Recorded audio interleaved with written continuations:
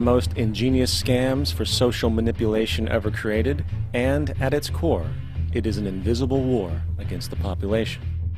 Debt is the weapon used to conquer and enslave societies, and interest is its prime ammunition.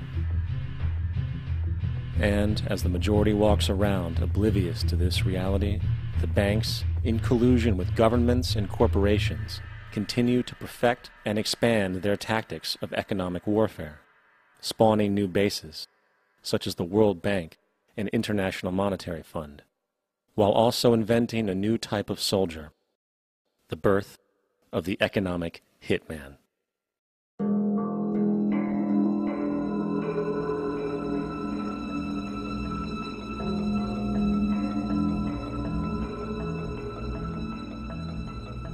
We economic hitmen really have been the ones responsible for creating this first truly global empire.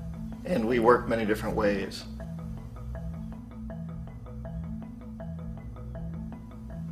But perhaps the most common is that we will identify a country that has resources our corporations covet, like oil, and then arrange a huge loan to that country from the World Bank or one of its sister organizations.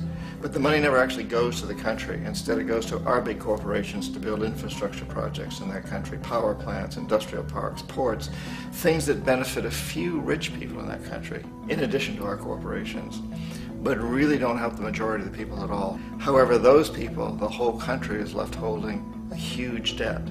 It's such a big debt they can't repay it, and that's part of the plan, that they can't repay it.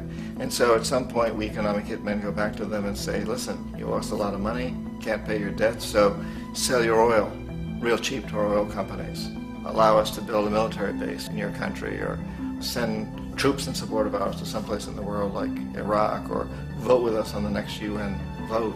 To have their electric utility company privatized and their water and sewage system privatized and sold to U.S. corporations or other multinational corporations. So there was that whole mushrooming thing, and it's so typical of the way the IMF and the World Bank work, that you put a country in debt, it's such a big debt it can't pay it, and then you offer to refinance that debt and pay even more interest.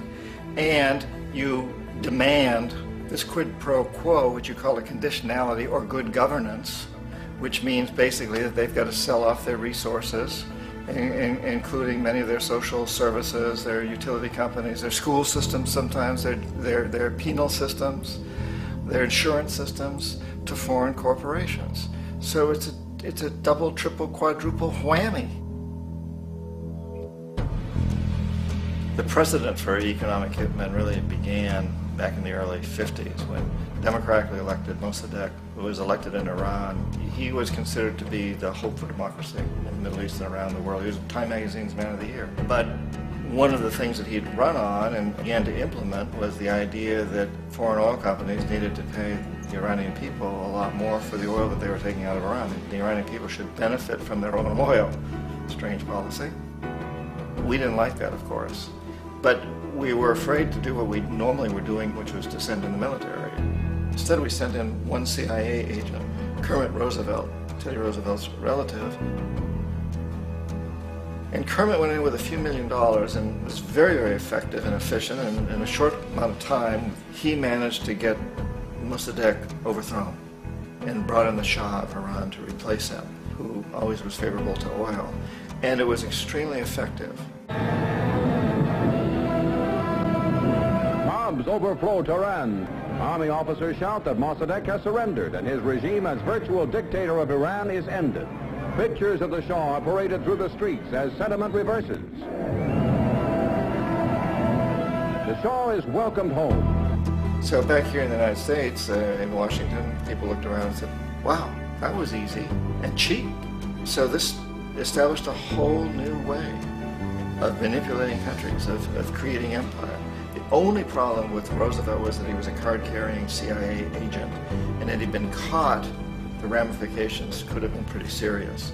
So very quickly at that point, the decision was made to use private consultants to channel the money through the World Bank or the IMF or one of the other such agencies, to bring in people like me who worked for private companies, so that if we got caught, there would be no governmental ramifications.